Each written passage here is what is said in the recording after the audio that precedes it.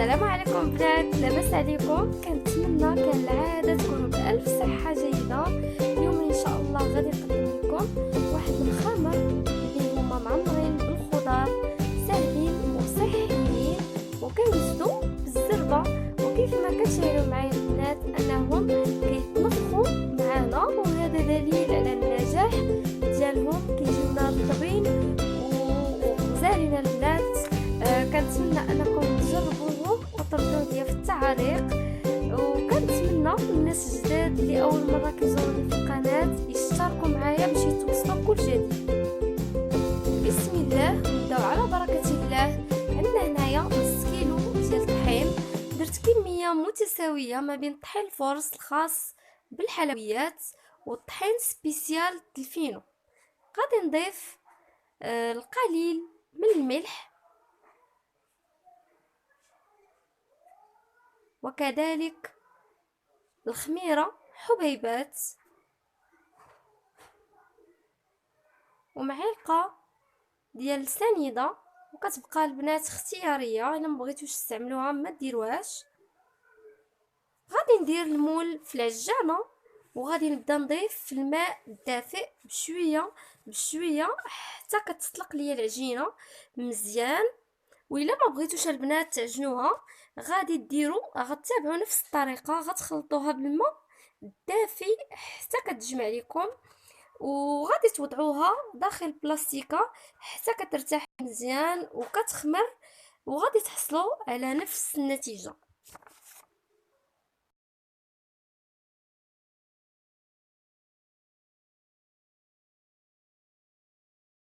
وهذه هي النتيجه اللي كيخصنا نحصلوا عليها. كيخصنا نحصلوا على عجينه اللي مرخوفه كيف كتشاهدوا معايا، خفيفه في يدينا. غادي ندهنها بشويه ديال الزيت، وغادي نغطيها بالبابي سولوفان. غادي نخليها حتى كتخمر وكتطلع مزيان، عاد باش غنبدا فيها الخدمه مباشره. دابا ندوزو نوجدو الحشوه. وهنا غادي نديرو واحد الحشوه اللي هي سهله كيف كتشاهدوا معايا. غادي نحتاجو 3 ديال البصلات متوسطين في الحجم، وكذلك 2 ديال الخيزو اللي هما كبار شويه. قشرتو وقطعتو على هذا الشكل هذا. وعندنا 3 ديال الفلفلات كبار، وكذلك قطعتهم على هذا الشكل. غادي ناخذ الآلة الكهربائية، بإمكانكم أنكم تاخذوا الحكاكة وتحكوهم يعني بطريقة عادية. أنا باش نسهل الخدمة غادي ندير خيزو ديالي فيها. كيف كتشاهدوا معايا أنني درت خيزو كيتطحن، وما بغيتوش يجيني مسحوق بزاف، بغيتو يجي على هذا الشكل هذا.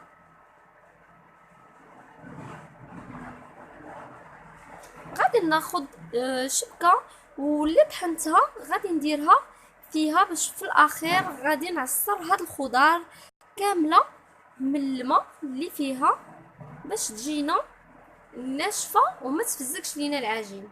غنستمروا على هاد الشكل هذا.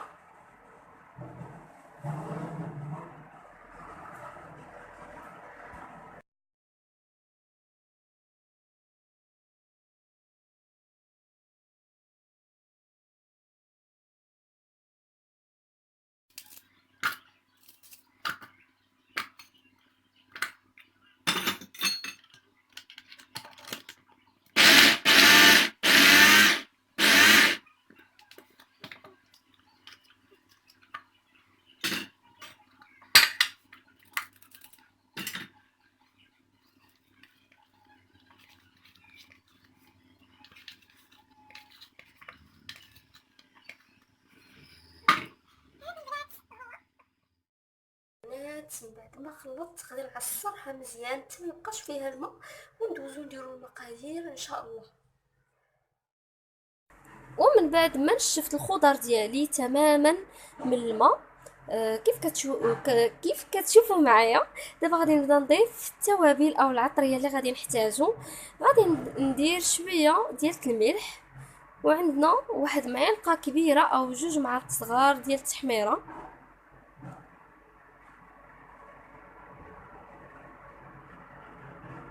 غادي نضيف معلقه صغيره ديال الابزار بامكانكم اللي كيبغي الحار يدير السودانيه.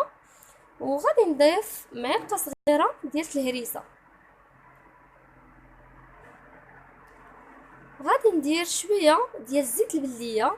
بامكانكم انكم ديروا الشحمه حتى هي كتجي رائعه وكتلذذ لينا.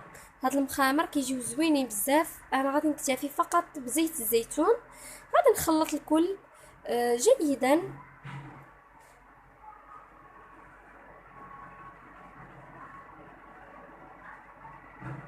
حتى كينسجم معايا الكل.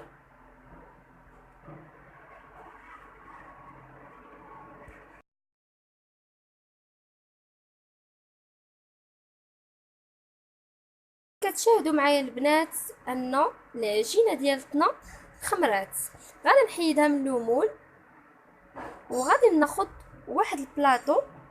غادي نرشو بشويه ديال طحين سبيسيال وغادي ندهن الايد ديالي بالقليل من الزيت. غادي نبدا نشكل واحد الكويرات صغار يكونوا متوسطين يعني في الحجم. وغادي نكمل على هذا الشكل هذا حتى كنتهي تماما.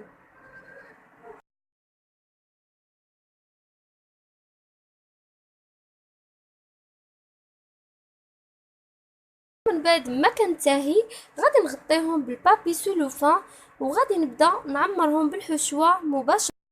هنا غادي نرش شويه ديال الطحين سبيسيال وغادي ناخذ واحد الكره من العجين غادي نضغط عليها في الوسط الشكل. وغادي نبدا نضيف واحد الكميه من الحشوه في الوسط. بغيتهم البنات يجيوني عامرين باش كيجيونا لذاذين. كيف كتشاهدوا معايا غادي نبدا نجمع في الجوانب ديالهم بهذه الطريقه هذه وكنضغط في الوسط طريقه جد سهله. راني خديت واحد البلاطو ورشيته بشويه ديال الطحين سبيسيال باش ما كتلتصقش ليا العجين واللي كملتها كنحطها فيه. كيف كتشاهدوا معايا انني غادي نعاود معكم واحده اخرى وبنفس الطريقه الاولى. كندير واحد الكميه مهمه من الحشوه وكنبدا نجمع في الجوانب على هذا الشكل هذا وكنضغط في الوسط. ونخليكم تكملوا معايا الطريقه. البنات غادي نبدا الطياب فيهم مباشره. غادي نرش شويه ديال طحين سبيسيال وغادي ناخذ العجينه ديالتنا وغادي نبدا نقرص فيها على هذا الشكل هذا. كيف ما كتشاهدوا معايا انني غادي نرققهم مزيان حيت غادي يتنفخوا معانا من بعد. كتستمر على هذا الشكل هذا. راني البنات درت المقله كتسخن فوق نار متوسطه. غادي نرشها بشويه ديال الزيت وغادي ناخذ المخيمره ديالتنا غادي نديرها فوق المقله مباشره. غادي نقرب لكم الكاميرا باش تشاهدوا معايا. كيف كتشاهدوا معايا البنات انني كنطيبهم فوق نار متوسطه. يعني خص العافيه شويه تكون مجهده ماشي ما تكونش ضعيفه. وكنرشهم بشويه ديال الزيت وكيف كتشاهدوا معايا انهم كيتنفخوا لينا كيجيونا رائعين واكثر من رائعين. البنات كنتمنى انكم تتابعوا نفس الخطوات غادي يجيوكم ناجحين وما تقنعوش منهم.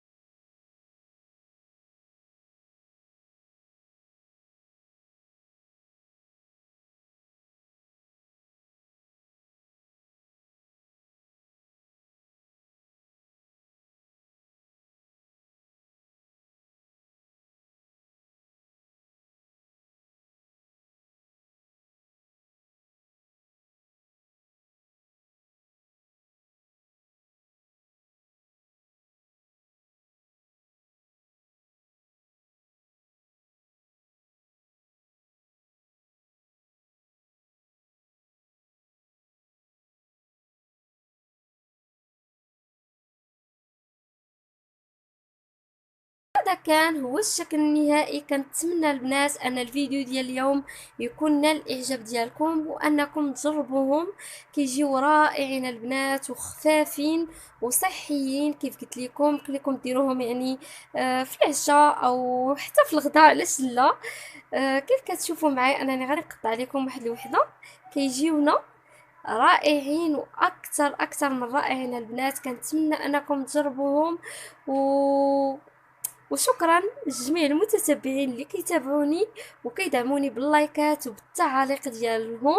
ونتلاقاو في فيديو قادم ان شاء الله.